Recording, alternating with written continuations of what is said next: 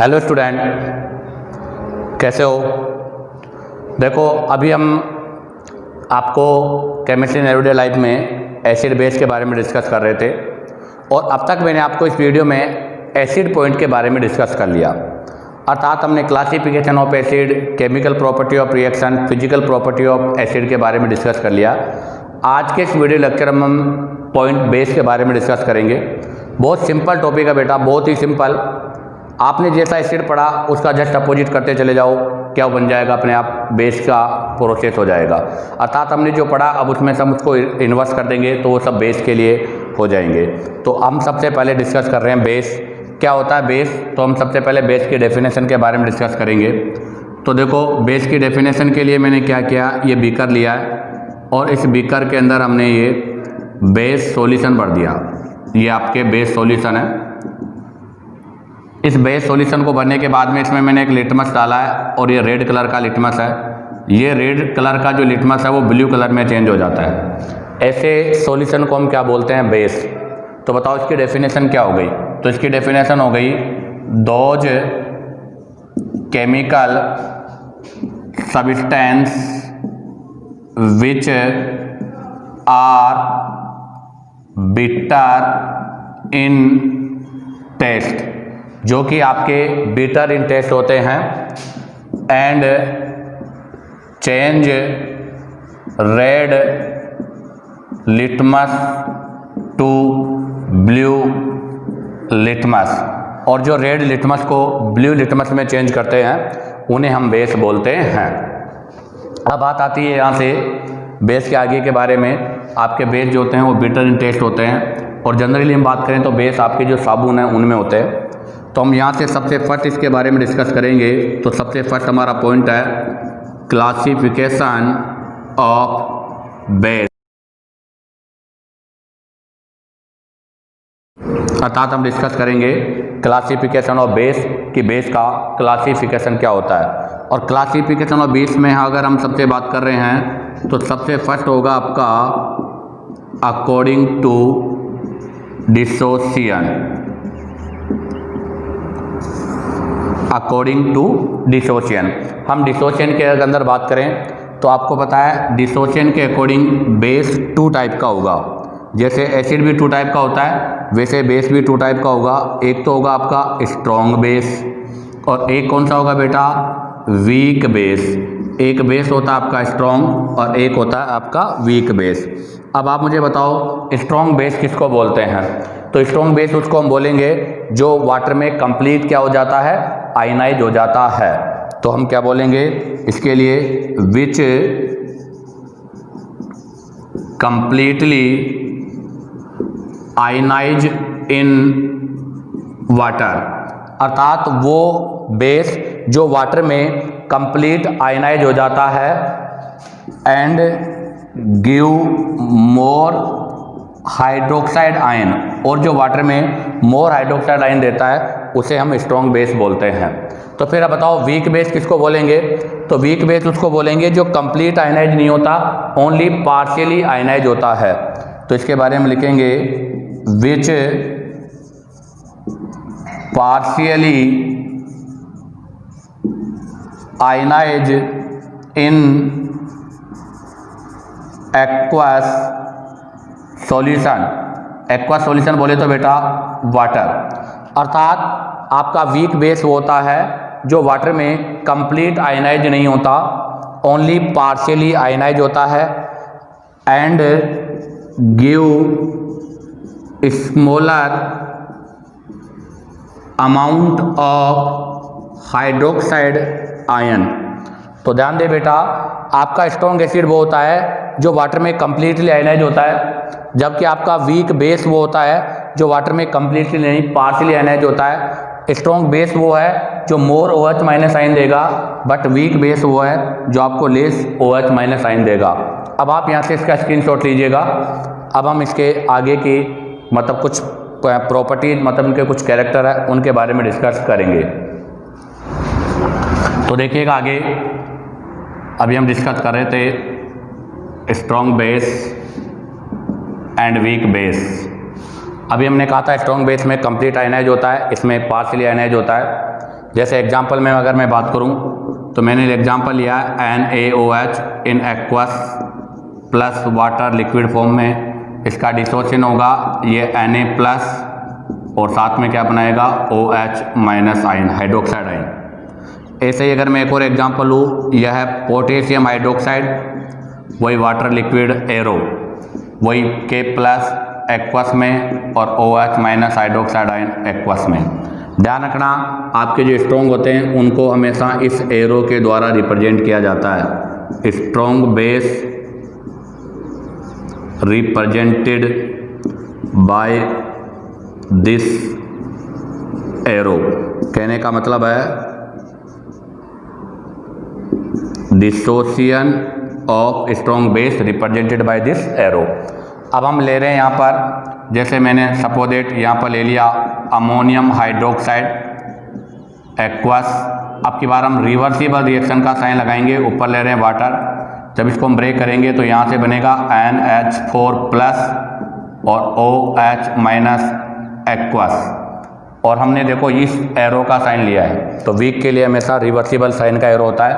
अगर next example लेना चाहूँ तो मैं ले लूँगा यहाँ से कैल्शियम हाइड्रोक्साइड, वही रिवर्सिबल एरो वाटर के साथ L, क्या हो जाएगा बताओ, calcium ion plus 2OH, 2 hydroxide ion का फॉर्मेशन हो जाएगा।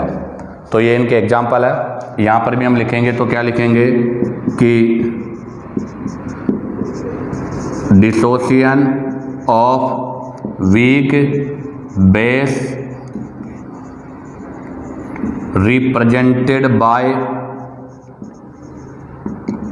रिवर्सिबल एरो, हमेशा रिवर्सिबल एरो के द्वारा रिप्रेजेंटेड किया जाता है। अब बात आती है एग्जाम्पल, तो इसके अंदर तो हमने एग्जाम्पल लिख दिया सोडियम हाइड्रोक्साइड, पोटेशियम हाइड्रोक्साइड।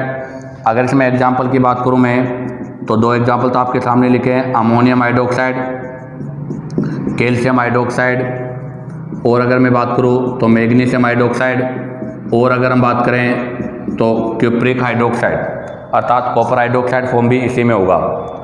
आगे बात करते हैं कि आपके जो स्ट्रॉन्ग बेस होते हैं बेटा वो कम्प्लीटली आयनाइज है, और कम्प्लीटली आयनाइज होने की वजह से ये क्या होते हैं आपके स्ट्रॉन्ग इलेक्ट्रोलाइट की तरह बिहेव करते हैं, अर्थात इनमें कंडक्टिविटी बहुत ज़्यादा होती है। तो हम लिखेंगे all strong bases are also called stronger electrolyte. तो ध्यान रखना इन सभी को हम स्ट्रोंगर इलेक्ट्रोलाइट्स बोलते हैं क्योंकि ये कंप्लीट डिसोशिएट हो जाते हैं। जबकि अगर हम बात करें all weak bases are also called weaker electrolytes, अर्थात इनको हम वीकर इलेक्ट्रोलाइट्स बोलते हैं क्योंकि इनका कंप्लीट डिसोशिएशन नहीं होता।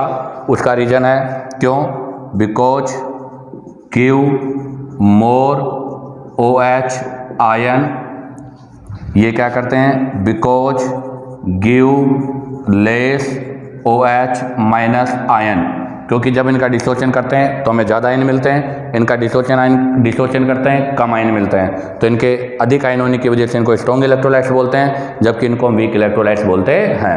अब आप यहाँ से इसका स्क्रीनशॉट लीजिएगा। अब हम नेक्स्ट क्लासिफिकेशन के बारे में डिस्कस करेंगे। तो देखिएगा अब हम इसमें सेकेंड डिस्कस करेंगे। सेकेंड आपका होगा अकॉर्डिंग टू कंसर्टेशन। कंसर्टेशन के अकॉर्डिंग, तो हमें पता है कि कंसर्टेशन के अकॉर्डिंग भी हम बेस को 2 पार्ट्स में डिवाइड करेंगे। एक तो आपका हो जाएगा कंसर्टेड बेस और एक होगा डाइल्यूट बेस। तो सबसे पहला हम डिस्कस कर रहे हैं कंसर्टेड बेस। एक तो हो गया आपका कंसर्टेड बेस और एक हो गया आपका डाइल्यूट बेस। तो ध्यान दें, एक हम डाइल्यूट बेस के बारे में डिस्कस करेंगे और एक हम कंसर्टेड बेस के बारे में डिस्कस करेंगे। हमने एसिड में भी कहा था और आपको बताया था कि कंसर्टेड बेस वो होता है जिसमें वाटर बहुत कम होता है या एब्सेंट होता है, जबकि अगर हम बात करें डाइल्यूट, तो डाइल्यूट वो होता है जिसके अंदर वाटर की अमाउंट ज़्यादा होती है। तो बताओ कंसंट्रेटेड बेस किसको बोलेंगे? तो कंसंट्रेटेड बेस का मतलब हो गया कंटेन लिटिल और no water in basic solution. अर्थात आपका कंसंट्रेटेड बेस वो होता है जिसके अंदर वाटर बहुत कम होता है या वाटर एब्सेंट होता है। जबकि अगर मैं डाइल्यूट में बात करूं तो डाइल्यूट के लिए लिखेंगे contain large amount of water then base solution. अर्थात अगर हम कंसंट्रेटेड और बेस की बात करें तो कंसंट्रेटेड में बेस की जो अमाउंट है वो वाटर से ज़्यादा होती है, जबकि अगर हम डाइल्यूट की बात करें तो डाइल्यूट में बेस की कंसंट्रेशन कम होती है और वाटर की कंसंट्रेशन मतलब अमाउंट ज़्यादा होती है। कंसंट्रेशन से मतलब है, यहाँ पर हम लिख रहे हैं ना अकॉर्डिंग टू कंसंट्रेशन, तो इसका मतलब है amount of water in solution. अर्थात आपने जो सॉल्यूशन बनाया है उस सॉल्यूशन में वाटर की अमाउंट क्या है। तो यहाँ पर अमाउंट ऑफ बेस वाटर से ज़्यादा है, जबकि यहाँ पर अमाउंट ऑफ वाटर बेस से मोर है। अब अगर हम बात करें कंसंट्रेटेड की बेस की, तो आपके जितने भी कंसंट्रेटेड बेस होते हैं वो सारे स्ट्रॉन्ग बेस की तरह बिहेव करते हैं। तो यहाँ पर लिखा जाएगा क्या? Behave strong base nature. जबकि बताओ यहाँ क्या लिखा जाएगा? यहाँ पर लिखा जाएगा बिहेव आपके वीक बेस नेचर। तो ये स्ट्रॉन्ग बेस की तरह बिहेव करते हैं, जबकि ये वीक बेस की तरह नेचर करते हैं। अब आप बताओ अगर ये स्ट्रॉन्ग बेस है तो इनका आयनाइज मोर होगा, तो हम क्या लिखेंगे? More ionise and give more OH minus ion. जबकि बताओ यहाँ पर क्या होगा? आपको पता है यहाँ पर इनका आयनाइज लेस होगा, तो यहाँ लिखेंगे less ionise and give less amount of OH minus ion. इनके अंदर जब ऑलरेडी बेस की कंसंट्रेशन या अमाउंट कम होती है तो ये OH माइनस आयन भी हमें क्या करेंगे? कम देंगे। इसी के साथ आपका ये अकॉर्डिंग टू कंसंट्रेशन वाला पोर्शन कंप्लीट होता है। आप यहाँ से इसका स्क्रीनशॉट लीजिएगा। अब हम नेक्स्ट यहाँ से इसकी प्रॉपर्टीज के बारे में डिस्कस करेंगे। तो देखिएगा अब हम यहाँ से सेकंड प्रॉपर्टीज ऑफ बेस के बारे में डिस्कस करेंगे। अभी हमने क्लासिफिकेशन कंप्लीट किया है, अब हम प्रॉपर्टी ऑफ बेस के बारे में डिस्कस करेंगे। और उसके अंदर भी हम सबसे पहले जो लेने जा रहे हैं वो है फिजिकल प्रॉपर्टीज। तो हम डिस्कस करेंगे फिजिकल प्रॉपर्टीज ऑफ बेस कि बेस की फिजिकल प्रॉपर्टी क्या है। तो बेस की फिजिकल प्रॉपर्टी में अगर हम बात करें तो सबसे पहला आपका होगा टेस्ट। तो बताओ बेस आपका जो बेस होता है उसका टेस्ट कैसा होता है? बिटर। अभी हमने कहा था ये स्वाद में क्या होते हैं? कड़वे होते हैं। तो bases have bitter in taste. अर्थात आपके जो बेस होते हैं वो टेस्ट में बिटर होते हैं। अब आता है नंबर 2। अगर नंबर 2 में हम बात करें तो इनको टच करने पर, मैंने पहले भी कहा था कि आपका जो साबुन होता है उसमें मोस्टली बेस होता है, और जब हम साबुन को टच करते हैं तो साबुन क्या होता है? अपन को इस स्पॉन्जी टाइप का नज़र आता है। तो इनको जब हम टच करते हैं तो कैसे फील होते हैं? तो इनको टच करने पर ही वे हमें आपके जो सोप हैं उसके जैसे फील होंगे। तो अगला है हमारा फीलिंग इन टच। तो बताओ फीलिंग इन टच कैसे हमें ये फील होंगे? तो फीलिंग इन टच के अंदर अगर हम बात करें तो ये आपके स्पो वाले मतलब साबुन जैसे हमें फील होंगे। अब आता है नंबर 3। अगर नंबर 3 में मैं बात करूं तो नंबर 3 आ जाएगा इफेक्ट ऑफ इंडिकेटर। आपको पता है कि बेस का इंडिकेटर के रेस्पेक्ट में क्या इफेक्ट है? तो हमें पता है कि ये हमेशा रेड लिटमस को किस में चेंज करते हैं? ब्लू लिटमस में चेंज करते हैं। तो basic solution change red litmus to blue litmus. आपका जो बेसिक सॉल्यूशन होता है वो हमेशा जो है वो रेड लिटमस को ब्लू लिटमस में चेंज करता है। आगे बात करें हम नेक्स्ट नंबर 4, तो नंबर 4 में आपकी आती है इलेक्ट्रिकल कंडक्टिविटी। अब हमें पता है कि जब ये वाटर में डिजोल्व करने पर OH माइनस साइन देते हैं तो कन्फर्म में इनसे क्या होगा, कंडक्टिविटी भी होगी। तो ये क्या करते हैं, कंडक्टिविटी शो करते हैं। तो हम लिखेंगे बेसिक सॉल्यूशन शो कंडक्टिविटी, अर्थात जो बेसिक सॉल्यूशन होता है उसके अंदर कंडक्टिविटी भी होती है। इसी के साथ ही इसका फिजिकल प्रॉपर्टी का पोर्शन कंप्लीट होता है। आप यहाँ से इसका स्क्रीनशॉट लीजिएगा। अब हम इसकी केमिकल प्रॉपर्टीज़ के बारे में डिस्कस करेंगे। हाँ, अब हम डिस्कस करेंगे प्रॉपर्टीज और बेस में बी केमिकल प्रॉपर्टीज की, बेस की केमिकल प्रॉपर्टीज क्या होती है। तो ध्यान दें, केमिकल प्रॉपर्टीज का मतलब ये किस किस के साथ रिएक्शन करते हैं, किस किस के साथ रिएक्शन नहीं करते। उसमें सबसे फर्स्ट आएगा आपका reaction of bases with metals, अर्थात बेस की मेटल के साथ रिएक्शन। हमने पढ़ा था कि एसिड मेटल के साथ रिएक्शन करके H2 गैस देता है, बट बेस में कुछ ही बेस मेटल के साथ रिएक्शन करते हैं। तो हम लिखेंगे some metals react with base and give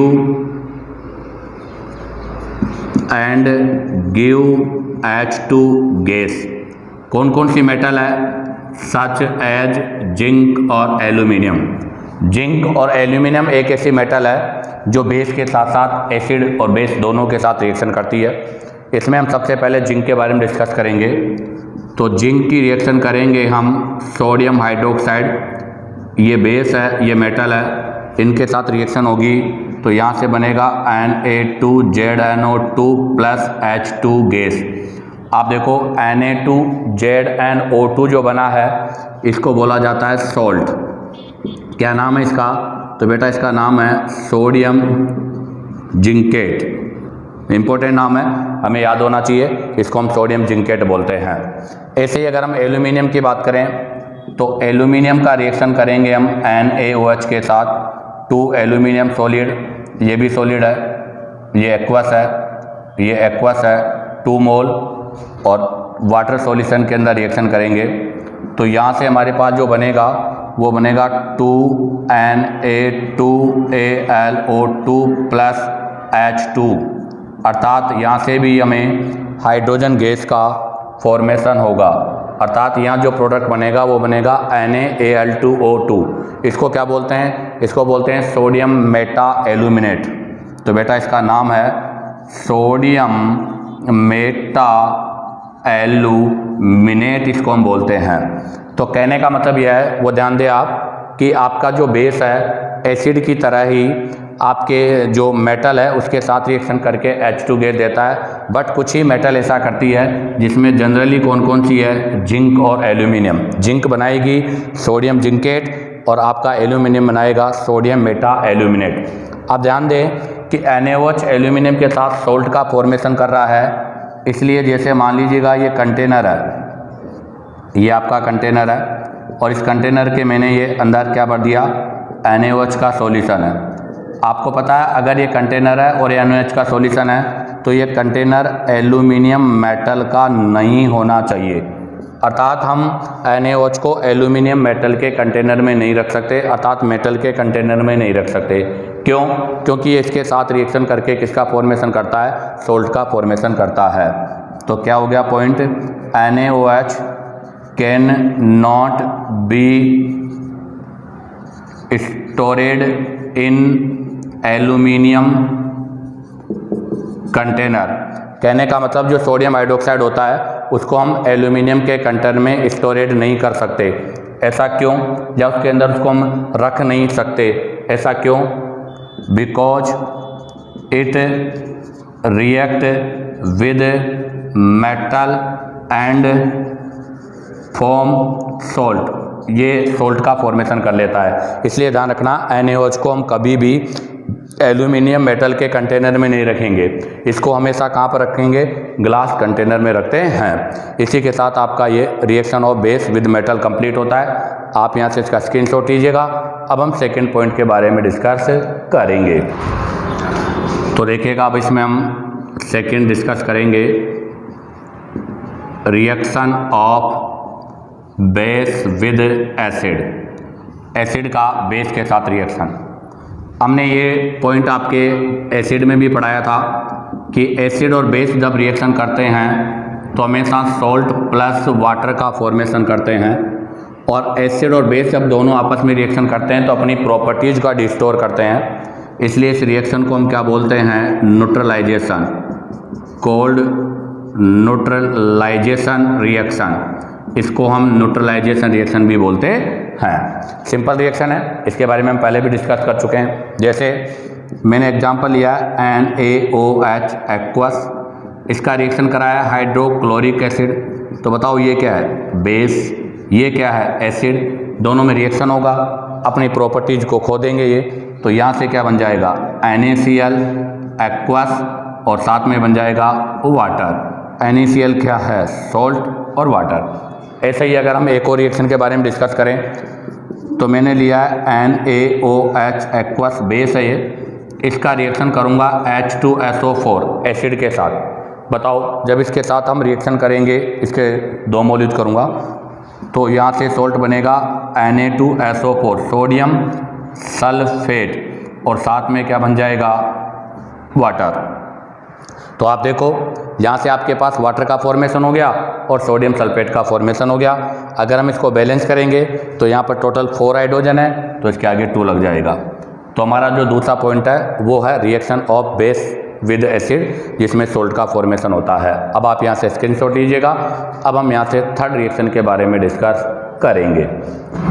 तो देखिएगा, थर्ड हम डिस्कस कर रहे हैं reaction of base with non metal oxide. ध्यान दें, एसिड की जब रिएक्शन थी तो वो मेटल ऑक्साइड के साथ थी, अब हम नॉन मेटल ऑक्साइड के साथ रह रहे हैं। क्या सेंस है, देखो आप जान दो कि मैंने लिया है नॉन मेटल ऑक्साइड, और हमने आपको क्लासिफिकेशन ऑफ एलिमेंट जब पढ़ाया था तब कहा था कि नॉन मेटल के जो ऑक्साइड होते हैं वो एसिडिक इन नेचर होते हैं। अब बताओ इसका रिएक्शन किसके साथ करेंगे हम, बेस। तो एसिड और बेस के बीच में रिएक्शन होगा तो क्या रिजल्ट आएगा, सॉल्ट प्लस वाटर का फॉर्मेशन होगा। और बताओ इसी रिएक्शन को भी हम क्या बोलेंगे, न्यूट्रलाइजेशन रिएक्शन हम बोलते हैं। तो ये भी आपके क्या है, न्यूट्रलाइजेशन रिएक्शन है। क्यों, क्योंकि नॉन मेटल के ऑक्साइड हमेशा एसिडिक होते हैं। जैसे एग्जांपल मैंने लिया है CO2, इसका रिएक्शन कराओ आप कैल्शियम हाइड्रोक्साइड के साथ। ये रिएक्शन हमने एसिड में भी आपको बताया था। तब हमने आपको क्या कहा था कि हम जो दीवार पर कली करते हैं, अर्थात दीवार पर जब हम पुताई करते हैं तो कैल्शियम हाइड्रोक्साइड है, ये इन्वायरमेंट से CO2 गैस को एब्जॉर्ब करेगा और यहाँ से कैल्शियम कार्बोनेट सॉल्ट फॉर्म में, और साथ में क्या करेगा, H2O एक्वस फॉर्म में इसका फॉर्मेशन करता है। और ये जो कैल्शियम कार्बोनेट बन रहा है, इस कैल्शियम कार्बोनेट की वजह से ही आपकी जो दीवार है उस पर वाइटनेस आती है। एक और एग्जांपल, CO2 गैस, आपको पता है CO2 क्या है, नॉन मेटल ऑक्साइड है, और नॉन मेटल ऑक्साइड है तो इसकी नेचर क्या होगी, एसिडिक। इसका रिएक्शन करा दीजिएगा आप सोडियम हाइड्रोक्साइड के 2 मोल के साथ। बताओ क्या होगा, ये सोडियम इसके साथ रिएक्शन करेगा तो ये बना लेगा Na2CO3 सोडियम कार्बोनेट, और साथ में वही वाटर का फॉर्मेशन हो जाएगा। इसी के साथ आपका ये बेस की केमिकल प्रॉपर्टी का पोर्शन भी कंप्लीट होता है। अब हम, आप यहाँ से इसका स्क्रीनशॉट लो। अब हम नेक्स्ट पॉइंट के बारे में डिस्कस करेंगे। तो देखिएगा, अब हम डिस्कस करेंगे पॉइंट नंबर 3। अभी हमने जस्ट इससे पहले प्रॉपर्टी ऑफ बेस के बारे में डिस्कस किया। पॉइंट नंबर 3 आता है behaviour of base in water, अर्थात वाटर में बेस की क्या बिहेवियर है। अब आप देखो, behaviour of base in water की मैं बात करूं तो जैसे ही हम बेस को वाटर में डिजोल्व करते हैं, बेस से हमें OH माइनस आयन, और OH माइनस का मतलब क्या हो गया बेटा, हाइड्रोक्साइड आयन ऑब्टेन होता है। तो ध्यान रखना, बेस को वाटर में डिजोल्व करने पर हमें हाइड्रोक्साइड आयन मिलेगा। कहने का मतलब यह है कि जैसे मान लीजिएगा मैंने ये बीकर लिया है, ये बीकर है और इस बीकर में हमने ये वाटर का सॉल्यूशन भर दिया, मतलब वाटर है इसके अंदर ये, और इस वाटर के अंदर हमने यहाँ से क्या किया है, ये कोई भी बेस है, इस बेस को डिजोल्व कर दिया। तो ये वाटर था, जैसे इसके अंदर हम बेस को डिजोल्व करेंगे आपको पता है ये क्या हो जाएगा, तो ये बन जाएगा बेसिक सॉल्यूशन। और जैसे ये बेसिक सॉल्यूशन बनेगा, इस सॉल्यूशन में OH minus OH minus OH minus ion की कंसंट्रेशन इंक्रीज हो जाएगी। तो इसको हम कैसे लिखेंगे, तो इस पॉइंट को ऐसे लिखेंगे कि bases are dissolve in water. जब हम बेस को वाटर में डिजोल्व करते हैं तो क्या होगा, and give OH minus ion in aqueous solution. कहने का मतलब यह है कि बेस को जब हम वाटर में डिजोल्व करते हैं तो यह हमें हाइड्रोक्साइड आयन प्रोवाइड करता है, किसके अंदर, एक्वस सॉल्यूशन। और एक्वस सॉल्यूशन का मतलब क्या हो गया, आपका वाटर हो गया। अब आप देखो ये जो सॉल्यूशन था इसके अंदर क्या है, OH माइनस आयन है, और इसके अंदर अगर OH माइनस आयन होगा तो आपको पता है क्या करेगा, ये सॉल्यूशन आपकी कंडक्टिविटी शो करेगा। तो हम लिखेंगे due to presence of hydroxide ion, इस हाइड्रोक्साइड आयन की प्रेजेंस की वजह से क्या होगा, this solution show conductivity and electricity, अर्थात इसमें कंडक्टिविटी और इलेक्ट्रिसिटी दोनों ही होते हैं। इसी के साथ आपका ये point number 3 behaviour of base in water का पोर्शन कंप्लीट होता है। आप यहाँ से इसका स्क्रीनशॉट लीजिएगा। अब हम यहाँ से पॉइंट नंबर 4 बेस और एल्कली के बारे में डिस्कस करेंगे। तो देखिएगा, अगर हम आगे डिस्कस करें तो आपके जो बेस होते हैं, ये एक वर्ड और चलता है एल्कली, इनसे भी इनको हम रिप्रेजेंट करते हैं। तो अब हम इस पॉइंट में डिस्कस करेंगे कि बेस और एल्कली में क्या डिफरेंस है। तो अब हम डिस्कस करेंगे बेस और एक तरफ हम वर्ड लेंगे एल्कली। तो हमें बताना है कि बेस और एल्कली में क्या डिफरेंस है। तो एल्कली से मतलब तो है कि वो बेस जिनको हम वाटर में डिजोल्व करते हैं और वाटर में डिजोल्व करने पर हमें हाइड्रोक्साइड आयन देते हैं, और हाइड्रोक्साइड आयन प्रोवाइड करने की वजह से इनको हम क्या बोलते हैं, एल्कली। तो क्या बनेगा पॉइंट, वो देखिएगा। तो देखिएगा, इसके लिए डेफिनेशन लिखूंगा मैं, bases which are dissolve in water, bases which are dissolve in water and give hydroxide ion in solution. अर्थात वो बेस जिनको हम वाटर में डिजोल्व करते हैं वो वाटर में डिजोल्व हो जाते हैं और हमें हाइड्रोक्साइड आयन देते हैं। जैसे ये बेस है, इस बेस को मैंने क्या किया, ये वाटर के अंदर डिजोल्व कर दिया, ये वाटर में डिजोल्व कर दिया, और जैसे इसको वाटर में डिजोल्व करेंगे ये हमें हाइड्रोक्साइड आयन दे रहा है। तो ऐसे बेस को हम क्या बोलते हैं बेटा, एल्कली बोलते हैं। और बेस किसको बोलते हैं, बेस वो होते हैं जो एसिड के साथ रिएक्ट करके सोल्ट का फॉर्मेशन करते हैं। तो bases which react with acids and form salt, अर्थात बेस वो होते हैं जो एसिड के साथ रिएक्शन करके सॉल्ट का फॉर्मेशन करते हैं। अर्थात जैसे ये बेस है, इसकी रिएक्शन कराऊंगा मैं एसिड के साथ, तो बताओ किसका फॉर्मेशन करेगा, सॉल्ट का। तो बेस तो वो होते हैं जो एसिड के साथ रिएक्शन करके सॉल्ट बनाते हैं। बट एल्कली वो होते हैं, अर्थात एल्कली उस बेस को बोलते हैं जो वाटर में डिजोल्व होकर हाइड्रोक्साइड आयन देते हैं। अर्थात जो हाइड्रोक्साइड आयन नहीं देते उनको हम एल्कली नहीं बोलेंगे। हालांकि वो बेस हो सकता है, हमने एसिड बेस कॉन्सेप्ट थ्योरी पढ़ी, उसमें आप देखिएगा लुईस के हिसाब से बेस होते हैं जो लोन पे डोनर होते हैं।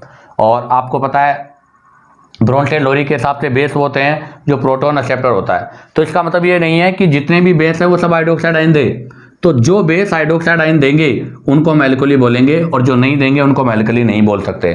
तो इसका मतलब क्या कंक्लूजन निकला? इसका मतलब कंक्लूजन ये बना कि आपके जितने भी एल्कली होते हैं वो सारे बेसेज होते हैं। तो हम क्या लिखेंगे कंक्लूजन, अर्थात नोट क्या बना? नोट ये बना कि ऑल एल्कलीज आर बेसेज। आपकी जितनी भी एल्कली है वो सारी की सारी क्या होती है? बेस होती है। But all bases are not alkali. But आपके जितने भी बेस होते हैं बेटा, वो सारे बेस जो होते हैं वो एल्कली नहीं होते। तो ध्यान रखना, बेस बड़ा होगा, एल्कली आपका छोटा होगा। कहने का मतलब अगर मैं इनको डायग्राम से एक्सप्लेन करना चाहूं तो डायग्राम से इस तरह से एक्सप्लेन होगा कि एल्कली जो वर्ड है वो अंदर आएगा और बेस बाहर आएगा। कहने का मतलब all alkali are bases but all bases are not alkali.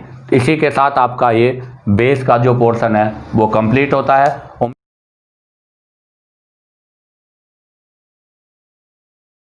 Discuss करने जा रहे हैं basicity of acid and acidity of base. तो देखो, जब हमने ब्रोंस्टेड लोरी पढ़ा था तो ब्रोंस्टेड लोरी के अकॉर्डिंग एसिड से तो क्या बनता था? Conjugated base. और बताओ बेस से क्या बनता था? Conjugated acid. तो उसी चीज़ से हमने यहाँ पर ये टर्म्स ली है। तो ध्यान रखना, एसिड जो होता है, आपका जो एसिड होता है उस एसिड के लिए तो बेसिसिटी का मतलब बेसिसिटी उसकी निकाली जाती है, और जो बेस होता है उस बेस के लिए उसकी एसिडिटी हम यूज करते हैं। तो सबसे पहले हम यहाँ पर डिस्कस करेंगे बेटा, सबसे फर्स्ट पॉइंट हमारा फर्स्ट पॉइंट है बेसिसिटी ऑफ एसिड्स, अर्थात एक एसिड की बेसिसिटी क्या होती है। तो ध्यान दे, एसिड, पहले तो आप ये बताओ कि एसिड आप बोलते किसे हैं? तो हमें पता है कि एसिड वो होता है जो हमें H+ आयन प्रोवाइड करता है, अर्थात जो हमें H+ आयन देता है उसको हम एसिड बोलते हैं। अब बात आती है बेसिसिटी। तो फिर बेसिसिटी किसको बोलते हैं? तो बेटा बेसिसिटी से मतलब है number of H atom, H+ ion बोल दो आप, नंबर ऑफ H+ आयन, अर्थात एक एसिड के अंदर जो आपके H+ आयन है जो हमें प्रोवाइड होते हैं, रिप्लेसेबल होते हैं, उसी को हम उसकी क्या बोलते हैं? बेसिसिटी बोलते हैं। तो ध्यान रखना, number of H+ ion which replacement, जो कि क्या होते हैं? रिप्लेसमेंट होते हैं या रिप्लेसेबल होते हैं, उन्हीं को हम बेसिसिटी बोलते हैं। तो बताओ बेसिसिटी ऑफ एसिड की डेफिनेशन क्या बनेगी? तो सिंपल सी डेफिनेशन हो गई, क्या? सुनना, the number of replaceable hydrogen atom, अर्थात आयनाइजेबल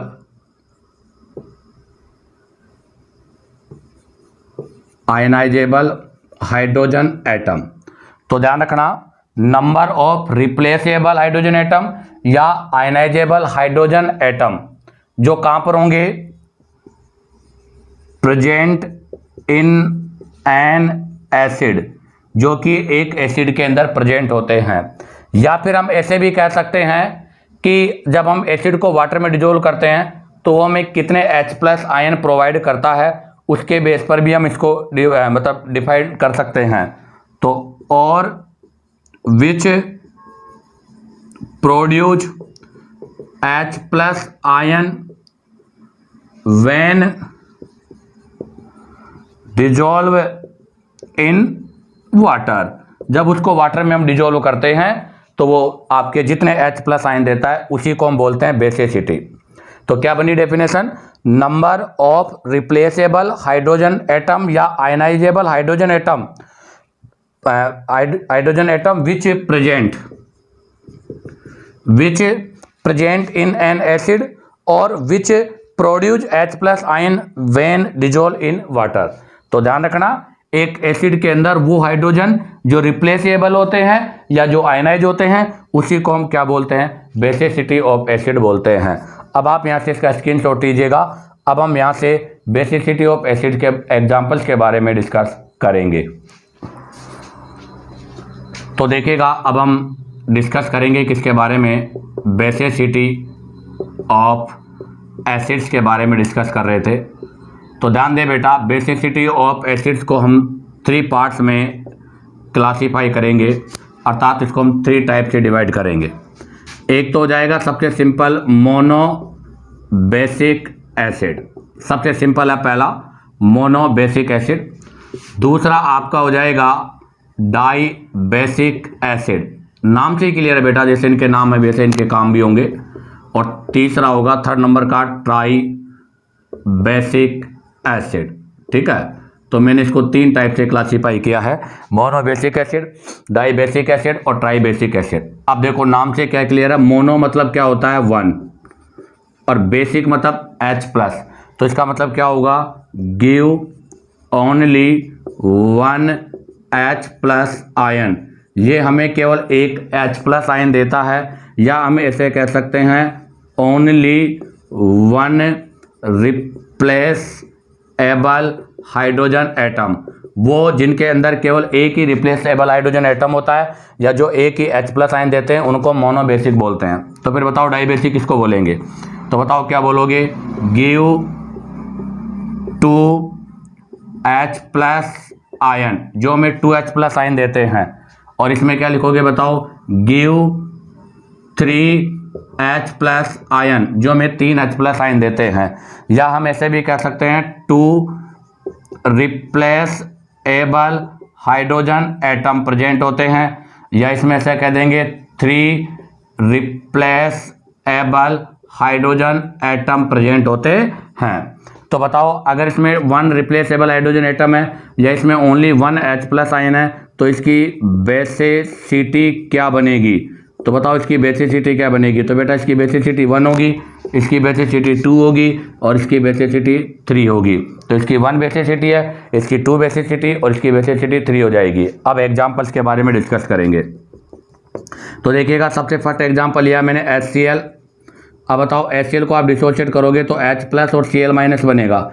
बताओ कितना रिप्लेसेबल हाइड्रोजन है, केवल इसमें एक, अर्थात हाइड्रोक्लोरिक एसिड में केवल एक ही H होता है और वो भी रिप्लेसेबल होता है, इसलिए इसकी बेसिसिटी बताओ कितनी होगी बेटा, 1 होगी।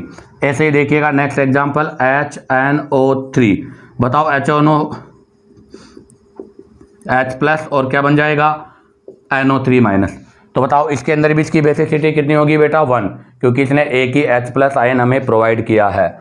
आगे देखो, अगर मैं बात करूँ नेक्स्ट हाइड्रोजन साइनाइड, तो बताओ क्या बनेगा, H+ Cn-। तो बताओ इसकी बेसिसिटी भी कितनी होगी, 1, क्योंकि ये भी एक ही H+ आयन हमें दे रहा है। ये सारा काम एक्वस में हो रहा है, ये भी एक्वस में ले लो, एक्वस में ले लो। हाँ, अब सबसे इंटरेस्टिंग बात यह है कि मैंने लिया है एसिटिक एसिड। अब आप जरा देखो, एसिटिक एसिड को हम डिसोशिएट करते हैं तो H+ और CH3COO- आता है। अब सुनो, अगर मैं आपसे पूछूं कि बताओ एसिटिक एसिड में टोटल नंबर ऑफ हाइड्रोजन कितने हैं, तो यहाँ काउंट करो 314।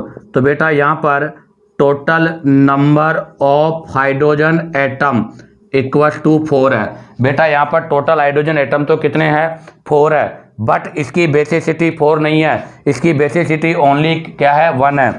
तो हम लिखेंगे total number of hydrogen atom 4, but ionisable hydrogen atom, बताओ कितने इसमें आयनाइजेबल हाइड्रोजन एटम, ओनली 1 है, इसलिए बताओ इसकी बेसिसिटी कितनी होगी बेटा, 1 होगी। इसलिए आप ध्यान दें, गलती नहीं करें, किसी भी आपको मॉलिक्यूल में टोटल हाइड्रोजन देखकर डिसाइड नहीं करना उसकी बेसिसिटी की कितनी है। हमेशा बेसिसिटी डिसाइड होती है किससे, बताओ किससे डिसाइड होती है, तो हमेशा बेसिसिटी जो भी डिसाइड करेंगे वो हमेशा रिप्लेसेबल या आयनाइजेबल हाइड्रोजन एटम से करते हैं। अब आ जाइएगा डाई बेसिक के बारे में डिस्कस करेंगे। तो डाई बेसिक एसिड में एग्जाम्पल के लिए मैं ले रहा हूँ, आपके सबसे बेस्ट एग्जाम्पल है H2SO4 सल्फ्यूरिक एसिड।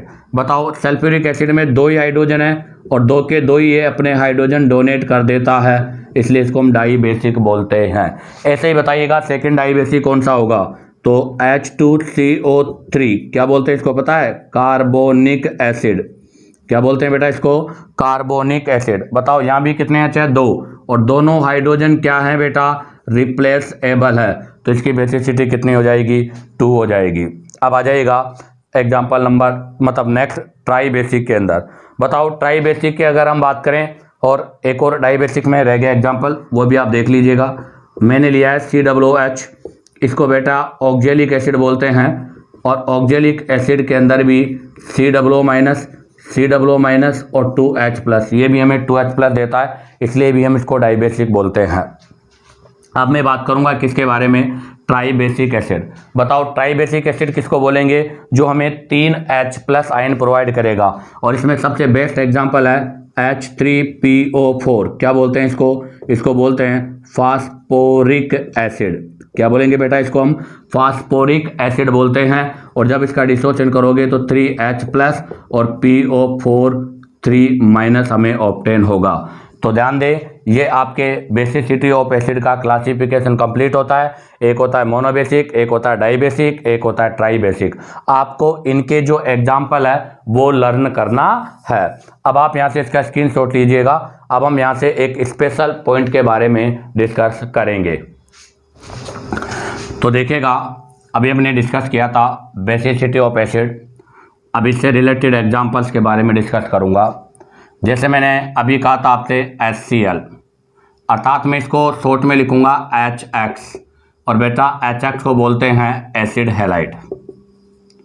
ये एसिड हैलाइड है जिसमें आपको पता है X का मतलब हो गया ग्रुप नंबर 17, और ग्रुप 17 का मतलब फिल, कल, बहार, आई, आंटी। तो बताओ मुझे HF, HCl, HBr और HI, इन सब की बेसिसिटी कितनी होती है बेटा, 1 होती है, क्योंकि ये सभी हमें एक H+ आयन प्रोवाइड करते हैं। आगे बात समझ में। अब बात आती है नेक्स्ट नंबर 2। नंबर 2 में मैं फास्फोरस के बारे में डिस्कस करूंगा। फास्फोरस, ध्यान रखना, फास्फोरस आपके ग्रुप नंबर किस में आएगा, 15 में आएगा। 15 नंबर के ग्रुप में आता है, और फास्फोरस 15 नंबर पे ही आता है। Sodium, magnesium, aluminium, silicon, phosphorus 15 में आता है, और इसके लिए जो ग्रुप नंबर है वो भी कौन सा है, 15 है। अब आप देखो 15 ग्रुप में आता है। फास्फोरस का एटॉमिक नंबर भी, इसका एटॉमिक जो नंबर है वो भी 15 है, और आपको पता है इसके वैलेंसी सेल में जो इलेक्ट्रॉन है वो भी 5 है बेटा। तो सुनना, मैंने एक लिया है H3PO4, इसको बोलते हैं फास्फोरिक एसिड, और एक मैं ले रहा हूं इसी में H3PO3 फास्फोरस एसिड, इसको फास्फोरस एसिड बोलते हैं, ध्यान रखना। इसको बोलेंगे फास्फोरिक एसिड, और इसको बोलते हैं फास्फोरस एसिड, फास्फोरस एसिड। और इसी में एक और लेते हैं H3PO2। आप बताओ इन तीनों की बेसिसिटी क्या है। तो इनकी बेसिसिटी को डिस्कस करने के लिए हमें इनका स्ट्रक्चर आना चाहिए। बिना स्ट्रक्चर की इनके हम बेसिसिटी डायरेक्ट पता नहीं कर सकते, क्योंकि देखो यहाँ भी 3 है, यहाँ भी 3 है, यहाँ भी 3 है, तो क्या तीनों की बेसिसिटी 3 ही होगी फिर? तो नहीं, ऐसा नहीं होगा। तो अब आप ज़रा देखो, एक फास्फोरस है, ये मैंने फास्फोरस बनाया है, और मैंने कहा है कि फास्फोरस के आउटर मोड शेल में कितने इलेक्ट्रॉन है बेटा, 5 इलेक्ट्रॉन है। ये 5 इलेक्ट्रॉन मैंने बना दिए। आप बताओ इसका ऑक्टेट कंप्लीट करने के लिए कितने इलेक्ट्रॉन चाहिए? 3 इलेक्ट्रॉन चाहिए। कितने इलेक्ट्रॉन चाहिए बेटा? 3 इलेक्ट्रॉन चाहिए। अब आप देखो यहाँ पर आपको 3 हाइड्रोजन और 4 ऑक्सीजन लगाने, और हमें पता है कि ऑक्सीजन बाईवेलेंट है।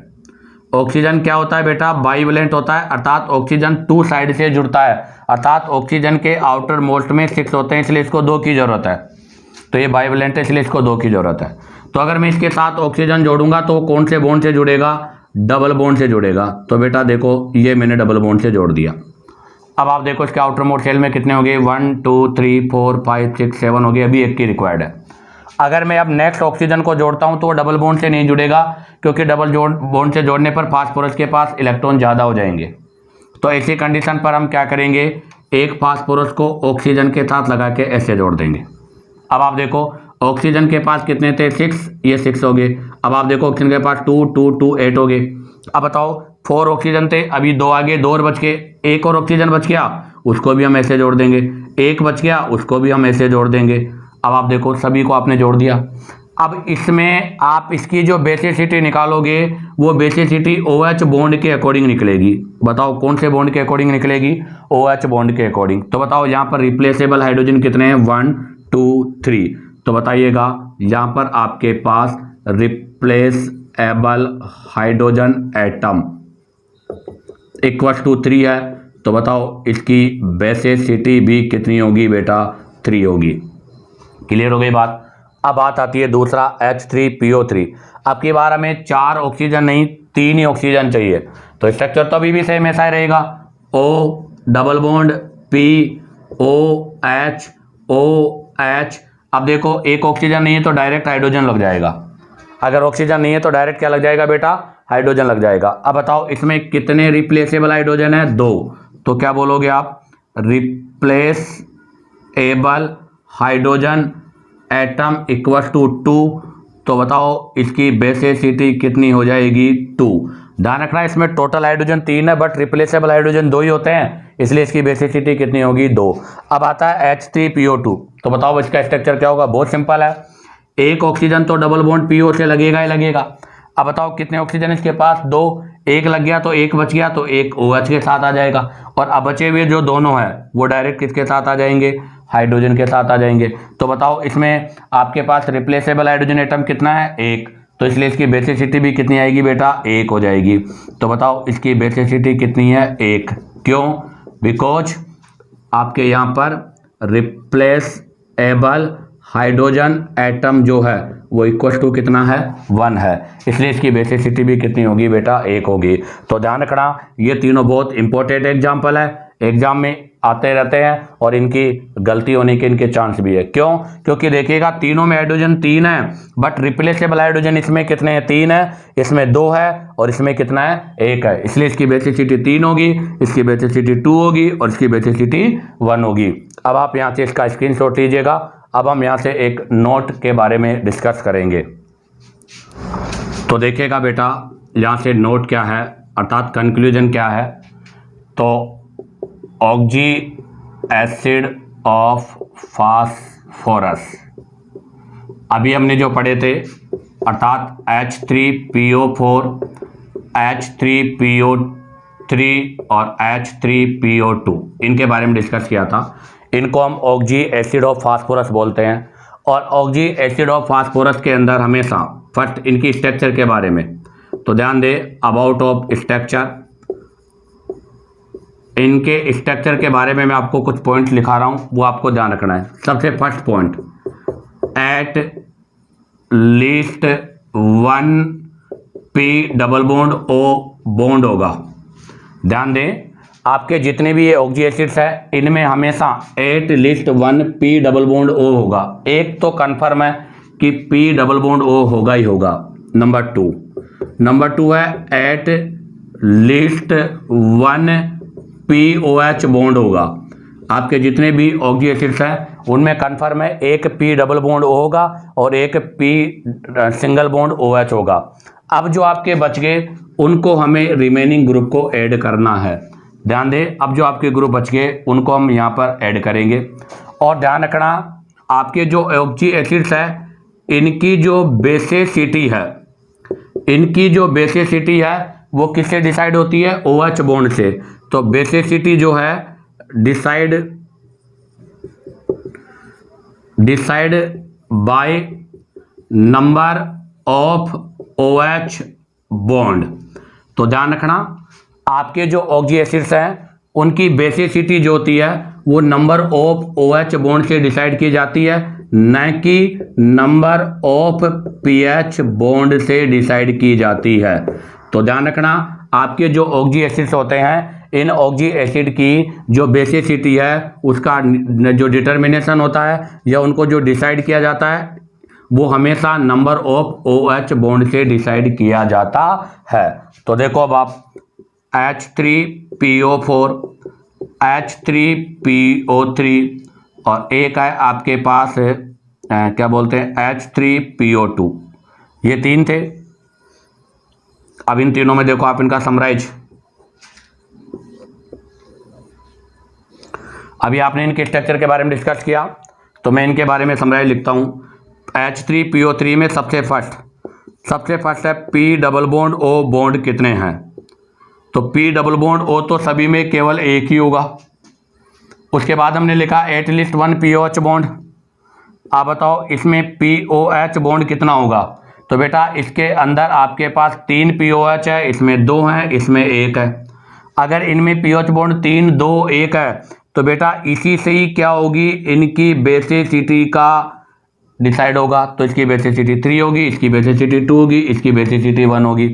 अब मैं पूछूं कि बताओ इनमें कितने पीएच बॉन्ड है। तो अब आप ध्यान दें, आपके जो बच गए वो पीएच बॉन्ड है। तो टोटल कितने ऑक्सीजन थे, 4 ऑक्सीजन आप काउंट करो, 3 एरे 1 एरे 4 हो गए, इसलिए यहाँ पर कोई पीएच बॉन्ड नहीं है। अब आप जरा यहाँ देखो कितने ऑक्सीजन इसके पास, 3, 2 ऑक्सीजन एरे, भाई 2 ऑक्सीजन तो ये आ गया, 1 ऑक्सीजन आपका यहाँ पर आ गया। कहने का मतलब हाइड्रोजन देखो 2 हाइड्रोजन थे, दोनों हाइड्रोजन आ गए, 1 हाइड्रोजन बच गया, तो इसका पीएच बॉन्ड हो गया 1। अब आप जरा देखो इसके अंदर, बताओ इसके अंदर कितने OH बॉन्ड है, 1 ही बॉन्ड है। 3 हाइड्रोजन थे, 1 ही आपका HU जो है, तो बताओ कितने H बच गए, 2। तो ध्यान दें इनकी जो बेसिसिटी है वो पीएच बॉन्ड से डिसाइड होती है, और जबकि इनके पीएच बॉन्ड से इनकी बेसिसिटी डिसाइड नहीं होती। इसी के साथ आपका ये नोट कंप्लीट होता है। अब आप यहाँ से इसका स्क्रीनशॉट लीजिएगा। अब हम next point acidity of base के बारे में डिस्कस करेंगे। तो देखिएगा अब हम डिस्कस करेंगे पॉइंट नंबर बी, और पॉइंट नंबर बी क्या होगा, एसिडिटी ऑफ बेस। तो पहले तो आप बताओ बेस किसको बोलते हो आप। तो बेस उसको बोलते हैं जो हमें OH माइनस आयन प्रोवाइड करता है, या वो जिसके अंदर रिप्लेसिएबल, या हम ऐसे कह सकते हैं कि वो मॉलिक्यूल जिसके अंदर रिप्लेसिएबल OH ग्रुप होता है, जिनके अंदर रिप्लेसिएबल OH ग्रुप होता है उनको हम बेस बोलते हैं। अब आ रहा है यहाँ एसिडिटी। तो बताओ एसिडिटी का मतलब क्या हो गया। तो एसिडिटी का मतलब क्या हो गया, number of OH group, number of OH group which replaceable. ध्यान रखना, एक कोई भी मॉलिक्यूल जिसके अंदर आपके OH की नंबर, और वो भी कौन से OH जो रिप्लेसेबल है, उसी को हम क्या बोलते हैं बेटा, एसिडिटी ऑफ बेस बोलते हैं। शॉर्ट एंड स्वीट अगर मैं समझाऊं तो क्या होता है कि एक आपका जो मॉलिक्यूल है वो कितने OH माइनस आयन हमें देता है, जितने OH माइनस आयन हमें देगा वही उसकी क्या कहलाएगी बेटा, एसिडिटी कहलाएगी। तो बताओ इसकी डेफिनेशन क्या हो जाएगी। तो सिंपल सी डेफिनेशन है क्या, बताओ, the number of OH group, क्या बन जाएगी definition, the number of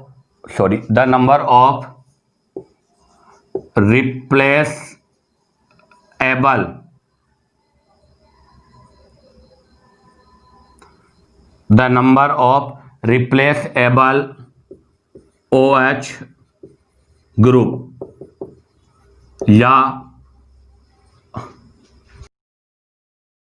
ionisable OH group present in a base or which produce OH minus ion, अर्थात hydroxide ion when dissolve in water।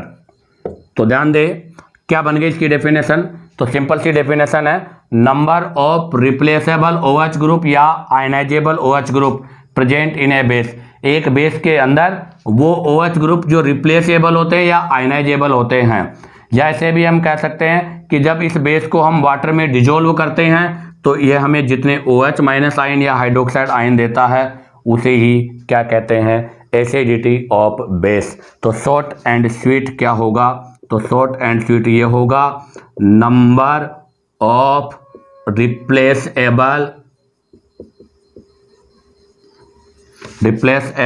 OH group. एक जो भी आपका बेस है उसमें रिप्लेसेबल OH ग्रुप को हम क्या बोलते हैं, एसिडिटी ऑफ बेस। अब आप यहाँ से इसका स्क्रीनशॉट लीजिएगा। अब हम इसके क्लासिफिकेशन के बारे में डिस्कस करेंगे। तो देखिएगा अब हम डिस्कस करेंगे बेसिसिटी ऑफ बेस के क्लासिफिकेशन की। तो बेटा इसका क्लासिफिकेशन भी हम 3 टाइप से करेंगे, जैसा भी हमने बेसिसिटी ऑफ एसिड का किया था। सबसे पहला कौन सा था बताओ? मोनो बेसिक था। अब की बार हो जाएगा मोनो एसिडिक बेस। बताओ नंबर 2 क्या हो जाएगा? नंबर 2 हो जाएगा डाई एसिडिक बेस। और लास्ट वाला बताओ क्या हो जाएगा? Triacidic base.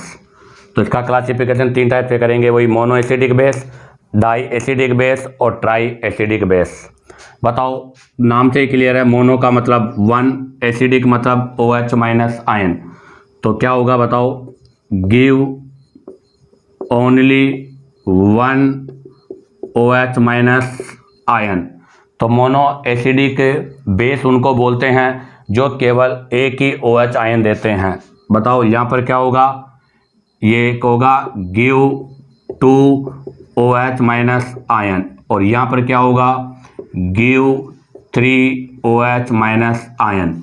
अर्थात हम ऐसे कह सकते हैं कि इन बेस में केवल रिवर्सिबल OH ग्रुप कितने होते हैं? 2 1। तो only replaceable OH group, only 1 replaceable OH group होता है इनमें। तो बताओ इनमें कितने होगा? तो इनमें भी 2 होगा। तो ओनली 2 रिप्लेसेबल OH ग्रुप, और इनमें कितने हो जाएंगे? 3 हो जाएंगे। तो बताओ अगर इनमें एक ही OH माइनस आयन है या एक ही रिवर्सिबल OH ग्रुप है, तो बताओ इसकी एसिडिटी कितनी हो जाएगी? तो इसकी एसिडिटी 1 हो जाएगी, इसकी 2 हो जाएगी और इसकी एसिडिटी 3 हो जाएगी। अब हम डिस्कस करेंगे इनके एग्जाम्पल के बारे में। तो अब आप देखो मोनो एसिडिक बेस है, तो इसका सबसे बेस्ट एग्जाम्पल है NaOH, सोडियम हाइड्रोक्साइड। अगर हम इसको डिसोशिएट करेंगे अगर एक्वस फॉर्म में लेके, तो यहाँ से बनेगा Na+OH-। तो बताओ कितना हाइड्रोक्साइड आयन है? एक ही हाइड्रोक्साइड आयन होने की वजह से इसको हम बोलते हैं मोनो एसिडिक बेस। अब आता है सेकेंड नंबर KOH। बताओ क्या होगा? K+OH-। तो बताओ यहाँ से भी कितना OH- मिला? एक ही OH- मिला, इसलिए आपके मोनो एसिडिक बेस होते हैं। अर्थात अगर मैं बात करूं ग्रुप फर्स्ट के हाइड्रोक्साइड, ग्रुप फर्स्ट के हाइड्रोक्साइड कौन से होते हैं? ग्रुप फर्स्ट के हाइड्रोक्साइड ली, ना के, रबसी, फरियाद, वो सारे इसी में आएंगे। अब आ जाएगा डाई बेसिक। अगर मैं डाई बेसिक में बात करूं तो मैंने लिया है कैल्शियम हाइड्रोक्साइड। बताओ क्या लिया है मैंने? Calcium hydroxide. बताओ इसका डिसोशन करोगे तो क्या होगा? तो Ca+2 और 2OH-। तो बताओ कितने हाइड्रोक्साइड आयन है यहाँ पर? 2 हाइड्रोक्साइड आयन है। ऐसे ही अगर एग्जाम्पल में बात करूँ तो MgOH2। बताओ क्या हो जाएगा? Mg+2 2OH- हो जाएगा। इसका मतलब क्या हुआ? ग्रुप 2 के हाइड्रोक्साइड। अर्थात आपका जो ग्रुप 2 है उसके जो भी हाइड्रोक्साइड है वो सारे डाई एसिडिक बेस होंगे। बताओ ग्रुप फर्स्ट में तो कौन कौन से एलिमेंट बताए मैंने? ली, ना, के, रब, सी, फरियाद। और बताओ ग्रुप 2 में कौन कौन से आएंगे? ग्रुप 2 में आएंगे बेटा, मांगे, कार, स्कूटर, बाप, राजी। इसमें बेरियम को छोड़ दो, मैग्नीशियम, कैल्शियम, स्टेनशियम और बेरियम के। अब आता है ट्राई एसिडिक बेस। किसको बोलेंगे? बताओ ट्राई एसिडिक जिसमें 3 O है। तो सबसे बेस्ट एग्जांपल है AlOH3। इसको डिसोशिएट करेंगे Al+3 हो जाएगा और 3OH- हो जाएगा। इसका मतलब क्या हुआ कि आपके ग्रुप नंबर 13 के हाइड्रोक्साइड, ग्रुप नंबर 13 के जो हाइड्रोक्साइड होते हैं वो सारे ट्राई एसिडिक बेस होते हैं। इसी के साथ आपका ये basicity of acid and acidity of base का पोर्शन कंप्लीट होता है। उम्मीद करता हूँ कि आपको वीडियो पसंद आया होगा। अगर आपको वीडियो पसंद आया हो तो लाइक और सब्सक्राइब करना ना भूलें।